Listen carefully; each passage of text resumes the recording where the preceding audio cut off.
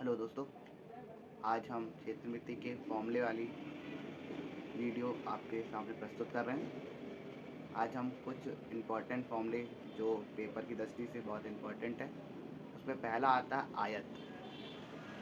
पहले हम आयत के बारे में कुछ जान लें। रेक्टेंगल या आयत की यदि हम डेफिनेशन की बात करें तो आयत कहलाता क्या है? ऐसी आकृति जो चार भुजाओं से घिरी होती है। ऐसी आकृति जो चार भुजाओं से घिरी रहती है उसको चतुर्भुज कहते हैं। चतुर्भुज के अंदर एक आयत आता है। आयत में क्या होता है? जिसकी ऐसी आकृति जो चार भुजाओं से घिरी हो तथा आमने सामने की भुजाएं, मतलब ए बी भुजा बराबर है बी सी के, मतलब सम्मुख भुजाएं बराबर होती हैं, तथा ए डी भुजा बराबर है बी सी के, मतलब जिसमें सम्मुख भुजाएं बराबर होती हैं तथा प्रत्येक angle A, angle B, angle C, angle D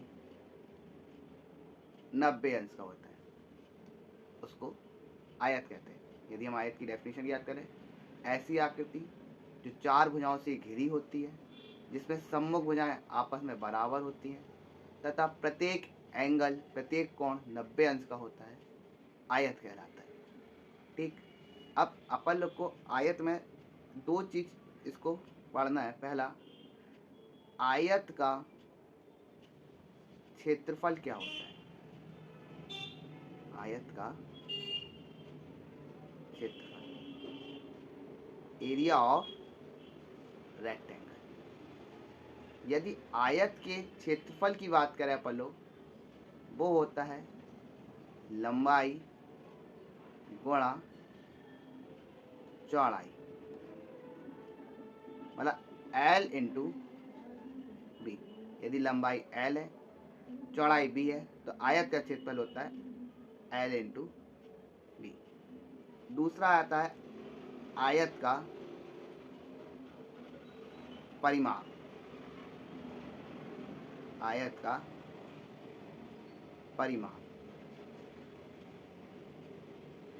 परिमाप मतलब उसकी चारों भुजाओं की लंबाई का सम।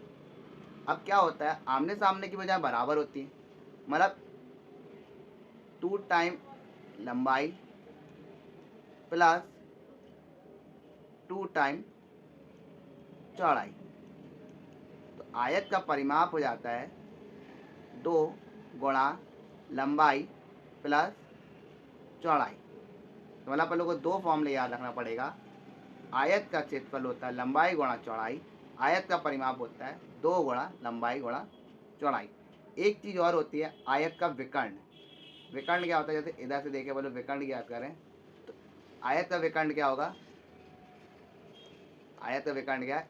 ए सी आयत का विकर्ण होगा। ए सी, इधर से जो ए से सी तक की लंबाई आयत का विकर्ण, और ये इधर से डी से बी तक की लंबाई आयत का विकर्ण कहलाता है। यदि आयत का विकर्ण निकालना चाहें तो वो होता है, यदि आयत का विकर्ण याद करें, ए सी विकर्ण होगा बराबर अंडर रूट ए स्क्वायर प्लस बी स्क्वायर, जो होता है आयत का विकर्ण।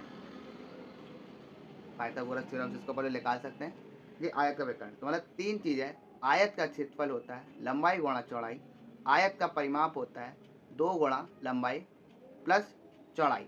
यदि आयत का विकर्ण निकालना है, लंबाई और चौड़ाई दी है, तो उसको लिखते हैं अंडर रूट लंबाई का स्क्वायर प्लस चौड़ाई का स्क्वायर। इस फॉर्मूले के अकॉर्डिंग अपन लोग आयत के पूरे सवाल हल करते हैं। फिर दूसरा आता है वर्ग। वर्ग क्या कहलाता है, इसको अपन लोग समझते हैं। आयत और वर्ग में केवल इतना अंतर है कि आयत की आमने और सामने की भुजा बराबर होती है, बल्कि वर्ग में चारों भुजाएं बराबर होती हैं, और पूरा वही है। Angle A equal to angle B equal to angle C equal to angle D.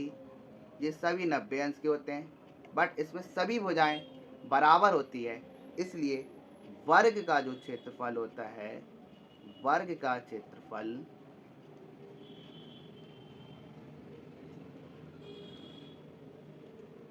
भुजा गुणा भुजा, जिसको अपन लोग बोलते हैं वर्ग का क्षेत्रफल बराबर भुजा का स्क्वायर। मतलब यदि आयत की भुजा ए है तो इसका स्क्वायर, साइड का स्क्वायर। और वर्ग का परिमाप होता है, वर्ग का परिमाप होता है 4 इंटू भुजा, इसको अपन बोलते हैं 4a।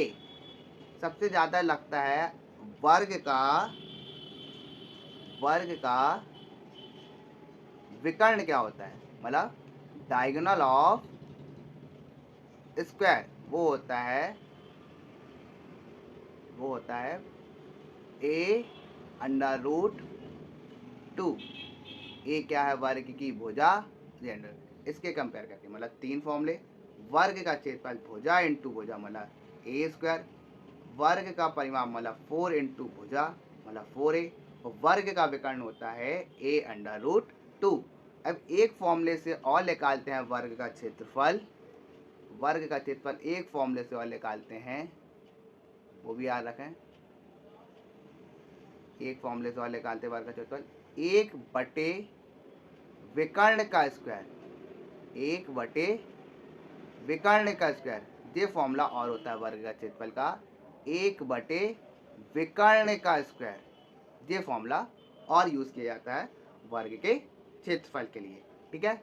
और वर्ग के विकर्ण क्या होते हैं, वर्ग के विकर्ण मतलब AC और BD आपस में कैसे होते हैं, बराबर होते हैं।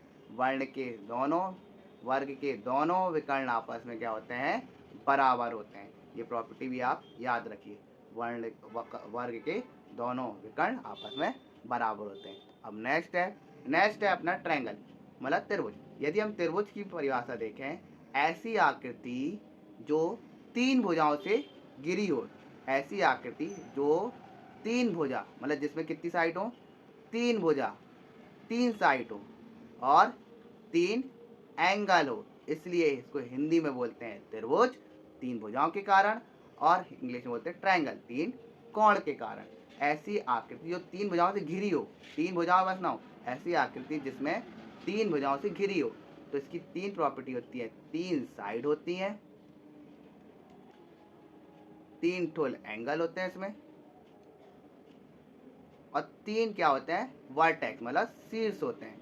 अब क्या इसके इसी की बेस में क्या हुआ है, वर्ग की 3 भुजा तथा 3 एंगल के बेस में वर्ग के प्रकार आते हैं। 3 भुजा और 3 एंगल के बेस में पहला प्रकार अपन लोग देखते हैं डायग्राम में, साइड के बेस में ट्रायंगल को क्या बोलते हैं, जिसमें यदि तीनों भुजाएं क्या हो, अलग अलग हो, तीनों भुजाएं कैसी हो, अलग अलग है, तो इसको बोलते हैं स्केलिंग ट्रायंगल मतलब विषम बाहु त्रिभुज। जिसकी तीनों भुजाएं कैसी हो, अलग अलग हो, उसको बोलते हैं विषम बाहु त्रिभुज। जिसकी 2 भुजाएं बराबर हो, जिसकी 2 भुजाएं बराबर हो, उसको बोलते हैं समद्विबाहु त्रिभुज, आइसोसेलेस ट्रायंगल। जिसकी 2 भुजाएं बराबर हो, उसको कौन सा बोलते हैं, समद्विबाहु त्रिभुज, आइसोसेलेस ट्रायंगल। और जिसकी तीनों भुजाएं बराबर हो, उसको अपन लोग बोलते हैं इक्विलेटरल ट्रायंगल, समबाहु त्रिभुज। ये तो होगा अपने भुजाओं के आधार पर। फिर होता है एक एंगल के आधार में, एक होता है एक्यूट एंगल, जिसके सभी एंगल एक्यूट हो, मतलब 90 से कम 60 डिग्री तक, मतलब जिसके एंगल सभी एंगल कैसे हो, 90 से कम हो, वो क्या, जिसके सभी एंगल क्या हो, एक्यूट हो, वो होता है एक्यूट एंगल। जिसमें एक एंगल ऑब्स्ट्यूट हो जाए, उसको बोलते हैं ऑब्स्ट्यूट एंगल ट्रायंगल। और जिसमें एक ट्रायंगल 90 डिग्री का हो जाए, उसको बोलते हैं राइट ट्रायंगल। पहला होता है न्यून कोण त्रिभुज, दूसरा होता है अधिक कोण त्रिभुज, तीसरा होता है समकोण त्रिभुज, जिसमें सभी कोण न्यून कोण हो, न्यून कोण त्रिभुज।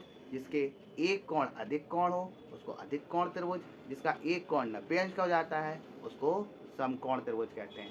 अब अपन लोग तो त्रिभुज देख लिए, प्रकार देख लिए। अब इसमें त्रिभुज में कौन कौन से फॉर्म लगते हैं? पहला, त्रिभुज का एरिया। त्रिभुज का एरिया कैसे फाइंड करते हैं उसकी बात करते हैं। त्रिभुज का क्षेत्रफल, एरिया ऑफ ट्रायंगल, त्रिभुज का क्षेत्रफल।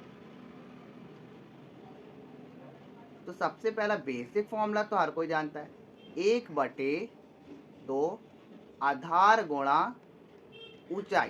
ध्यान दीजिएगा, आधार गुणा ऊंचाई।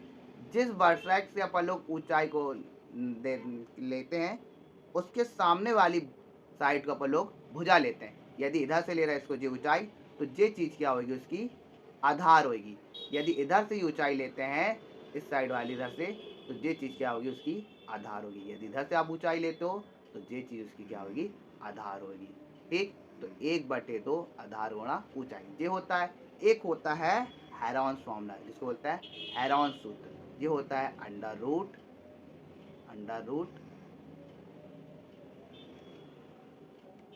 ये होता है अंडर रूट अंडर रूट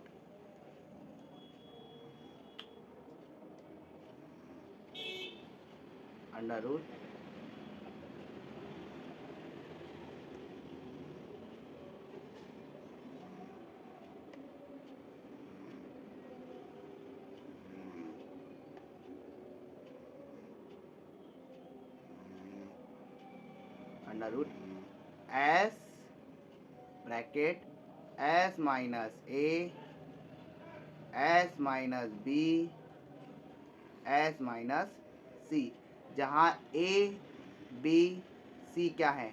भुजाएं हैं। क्या है? भुजा है। और एस बराबर होता है A plus B plus C upon 2। इसको बोलते हैं अर्ध परिमाप, हेमी पेरीमीटर। काय का? ट्रायंगल का हेमी पेरीमीटर। तो उसको बोलते हैं अर्ध परिमाप, ए plus B plus C upon 2। ये हेरॉन्स फॉर्मूले से भी इसको निकाला जाता है। अब एक यदि समबाहु त्रिभुज की बात करें, तो समबाहु त्रिभुज का क्षेत्रफल क्या होता है? समबाहु त्रिभुज का क्या कहलाता है? समबाहु त्रिभुज का अपन कैसे डिफाइन किया था? जिसमें दो भुजाएं कैसी हो? बराबर हो। तो समबाहु त्रिभुज का फॉर्मूला कैसे निकालते हैं? समबाहु त्रिभुज का फॉर्मूला होता है √3/4a²। जिस समबाहु त्रिभुज का फॉर्मूला होता है, समद्विबाहु त्रिभुज का फॉर्मूला होता है। ये समद्विबाहु त्रिभुज का, जिसमें दो भुजाएं आपस में बराबर होती हैं। समद्विबाहु त्रिभुज का फॉर्मूला क्या होता है? √3/4a²। ए क्या है? उधर पर भुजा। क्या है? भुजा। समबाहु त्रिभुज की क्या है? भुजा है। Equilateral triangle. समबाहु त्रिभुज का फॉर्मूला क्या होता है? √3/4a²। ठीक, ये हो गया अपना ट्रायंगल। ट्रायंगल में दो फॉर्मूले, त्रिभुज का क्षेत्रफल 1/2 आधार गुणा ऊंचाई। ठीक, और दूसरा ट्रायंगल के यदि हम हेरॉन्स फॉर्मूले लगाएं तो हेरॉन्स फॉर्मूला क्या होता है? S minus A S minus B S minus C, जहाँ एस क्या होता है? A plus B plus C upon 2। ठीक, एक चीज़ और याद रखिए, दो थ्योरम होते हैं। यदि किसी ट्रायंगल, ये कोई ट्रायंगल है, यदि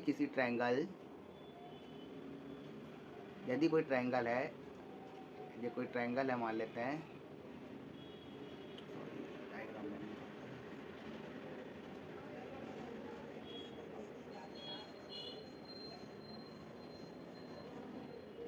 यदि अपन लोग ट्रायंगल की बात करें, एक ट्रायंगल है, मान लेते हैं,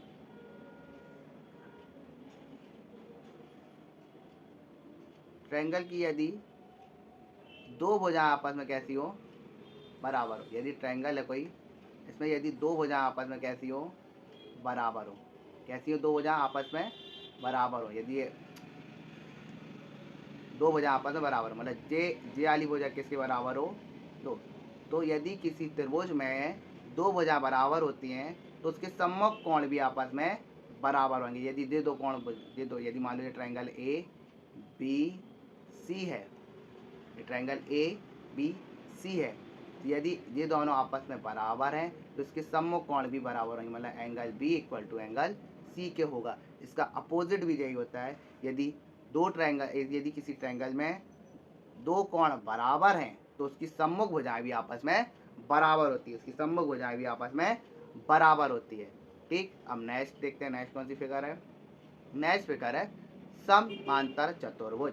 अब समांतर चतुर्भुज की डेफिनेशन देखें तो चतुर्भुज के अंदर एक आता है समांतर चतुर्भुज। समांतर चतुर्भुज की डेफिनेशन है कि ऐसा चतुर्भुज जिसकी सम्मुख भुजाएं कैसी हो, पैरेलल हो। कैसी हो, पैरेलल हो, मतलब ए बी भुजा जो हो वो समांतर हो किसके, डीसी के, किसके, डीसी के, और एडी भुजा काय के समांतर हो, एडी भुजा समांतर हो बीसी के, काय के, बीसी के।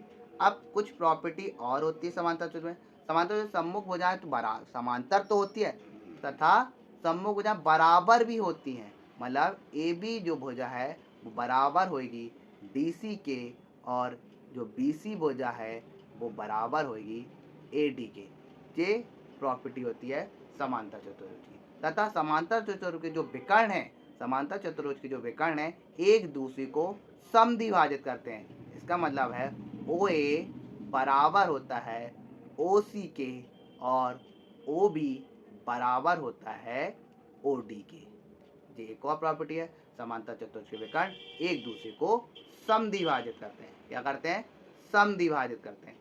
अब एक चीज आता है समांतर चतुर्भुज का, समांतर चतुर्भुज का क्षेत्रफल। समांतर चतुर्भुज का क्षेत्रफल, समांतर चतुर्भुज का क्षेत्रफल होता है आधार गुणा ऊंचाई। अगर हम इधर से नापे ये चीज, यदि इसको ऊंचाई लें समांतर चतुर्भुज की, जो हमने लाइन खींचा है इसको ऊंचाई लें तो ए बी भुजा क्या होगी, उसकी आधार मान लेते हैं, इसकी ऊंचाई यदि h क्या है, h, और आधार क्या है, b है। आधार क्या है, बेस b है। यदि बेस b है, ऊंचाई h है, तो इसका समांतर चतुर्भुज का क्षेत्रफल हो जाएगा b इंटू एच, जिस समांतर चतुर्भुज हो गया। अब समांतर चतुर्भुज क्या देखते हैं, अब कौन सा है, अब आता है समचतुर्भुज। समचतुर्भुज क्या कहलाता है, ऐसा चतुर्भुज जिसकी चारों भुजाएं कैसी हो, बराबर। ऐसा चतुर्भुज जिसकी चारों भुजाएं कैसी हो, बराबर है, वो कहलाता है समचतुर्भुज। ऐसा चतुर्भुज जिसकी चारों भुजाएं बराबर होती है वो कहलाता है समचतुर्भुज। मतलब ए बी बराबर होगा बीसी के, और बीसी बराबर होगा डीसी के, और के एडी। इसकी चार भुजाएं क्या होती है, आपस में बराबर। मात्र समचतुर्भुज और वर्ग में अंतर इतना है कि समचतुर्भुज का जो एंगल होता है वो 90 अंश का नहीं होता, ये एंगल 90 अंश का नहीं होता बस। और समचतुर्भुज के जो विकर्ण हैं वो एक दूसरे को समद्विभाजित करते हैं, पर 90 अंश में समद्विभाजित करते हैं। यदि ये विकर्ण है, यदि ये विकर्ण है,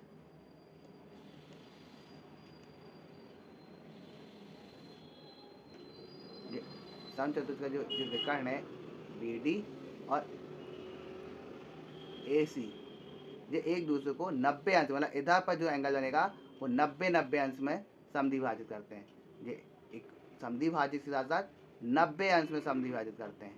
कितने अंश में, 90 अंश, मतलब एंगल ए ओ बी की यदि तुम वैल्यू निकालो और इक्वल होगी एंगल बी ओ सी की वैल्यू निकालो, तो दोनों कितनी आएंगी, 90 अंश में। तो समद्विभाजित विकर्ण एक दूसरे को 90 अंश में समद्विभाजित करते हैं। ठीक, अब अपन लोग देखते हैं कि समचतुर्भुज का क्षेत्रफल कितना होता है। समचतुर्भुज का क्षेत्रफल कितना होता है, समचतुर्भुज का क्षेत्रफल अपन लोग निकालते हैं 1/2। समचतुर्भुज का क्षेत्रफल की अभी बात करें अपन लोग, समचतुर्भुज का क्षेत्रफल कितना होता है, समचतुर्भुज का क्षेत्रफल की बात करते हैं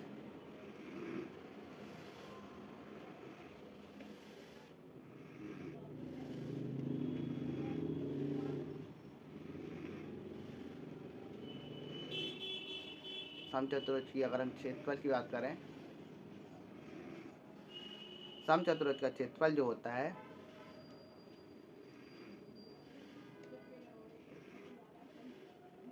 1/2 विकर्णों का गुणनफल, विकर्णों का गुणनफल जो होता है समचतुर्भुज का क्षेत्रफल, मतलब 1/2 विकर्ण AC इंटू विकर्ण BD ये होता है समचतुर्भुज का क्षेत्रफल। ठीक, अब नेक्स्ट देखते हैं। नेक्स्ट क्या है? नेक्स्ट अपना वृत्त। वृत्त की परिभाषा को यदि हम डिफाइन करें, यदि हम किसी समतल में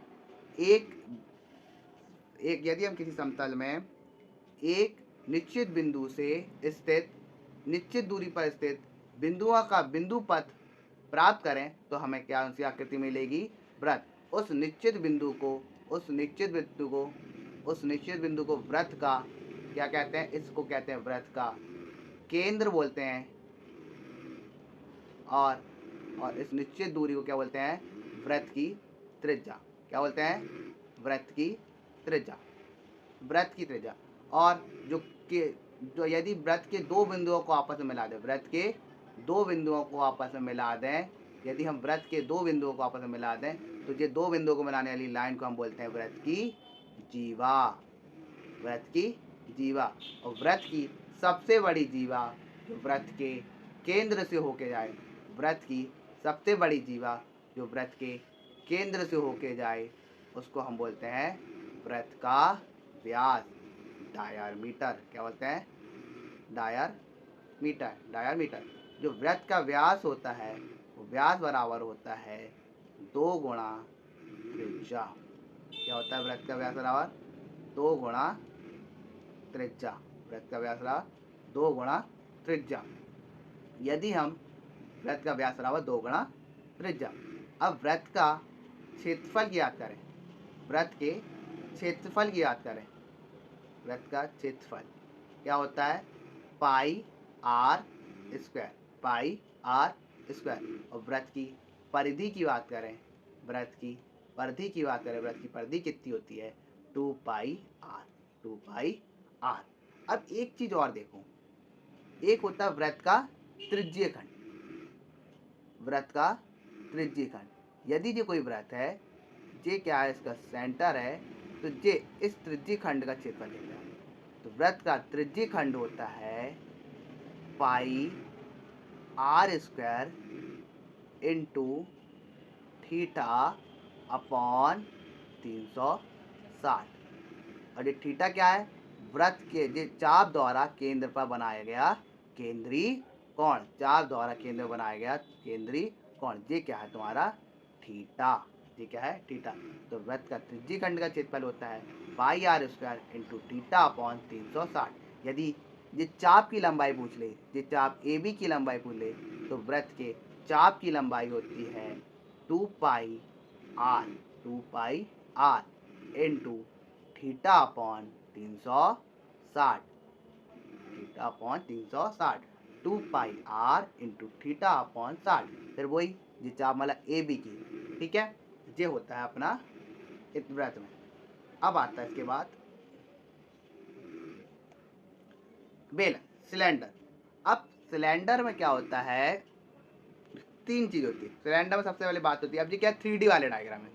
ये कौन सा डायग्राम है? 3D डायग्राम है। तो इनमें वॉल्यूम और निकलता है। क्या निकलता है? वॉल्यूम और एक पृष्ठीय क्षेत्रफल, जिनको हम हवा में देख सकते हैं। हवा में होते हैं जो चीज़, और जिनको हम टच कर सकें, जिनका सरफेस हो, जिनमें कुछ स्टोर करने की क्षमता हो, वो कहलाते हैं 3D फिगर, क्योंकि इनके 3 डायमेंशनल होते हैं। ठीक, अब बेलन भी आता है। यदि पहले बात करते हैं हम बेलन के वक्र पृष्ठ की, कौन से वाक्य? वक्र पृष्ठ। वक्र पृष्ठ। बेलन का वक्र पृष्ठ क्या कहलाता है? तो भाई वक्र पृष्ठ बेलन का होता है 2 पाई आर इंटू एच। ये बेलन का वक्र पृष्ठ होता है। आर त्रिज्या है और एच ऊंचाई है। बट यदि संपूर्ण पृष्ठ वक्र पृष्ठ की याद करें, संपूर्ण वक्र पृष्ठ की याद करें, संपूर्ण वक्र पृष्ठ की याद करें, तो वो क्या होता है उसको देखते हैं। संपूर्ण वक्र पृष्ठ कितना होता है 2 पाई r प्लस एच तो रहेगा, वक्र पृष्ठ तो रहेगा, बट इधर पर दो सर्कल बंद कर देंगे। तो दो सर्कल से यदि इसको बंद कर दें तो एक सर्कल का एरिया होता है पाई आर स्क्वायर, तो दो सर्कल का हो जाएगा 2 पाई आर स्क्वायर, इसमें ऐड हो जाएगा, दोनों से 2 पाई आर कॉमन ले लेंगे तो अंदर बचेगा r प्लस एच। तो जो होता है संपूर्ण पृष्ठ होता है बेलन का 2 pi r plus h, 2 pi r plus h. और एक और चीज, बेलन का जो आयतन होता है वो होता है pi r square into H. ये कैसे निकलता है, यदि हम एक सर्कल लें उसका एरिया होता है पाई आर स्क्वायर और इस सर्कल के ऊपर ऐसे कई सर्कल रख दें एच ऊंचाई तक, तो टोटल आयतन हो जाता है बेलन का पाई आर स्क्वायर इंटू एच। ठीक, ये बेलन के अपन ने तीन चीज, वक्र पृष्ठ 2 पाई आर इंटू एच, संपूर्ण पृष्ठ होता है 2 पाई आर प्लस एच, और बेलन का आयतन होता है pi r square into H. अब नेक्स्ट देखते हैं कोण, इसको बोलते हैं कोण मतलब शंकु। शंकु में पहले तो आपको बताएं दो ऊंचाई होती है, एक को बोलते हैं तिर्यक ऊंचाई, स्लैंट हाइट, इंग्लिश में बोलते हैं स्लैंट हाइट, तिर्यक ऊंचाई, और दूसरा होता है नॉर्मल ऊंचाई, सिंपल ऊंचाई। इस स्लैंट हाइट को ऐसे डिनोट करते हैं, इस ऊंचाई को ऐसे डिनोट करते हैं।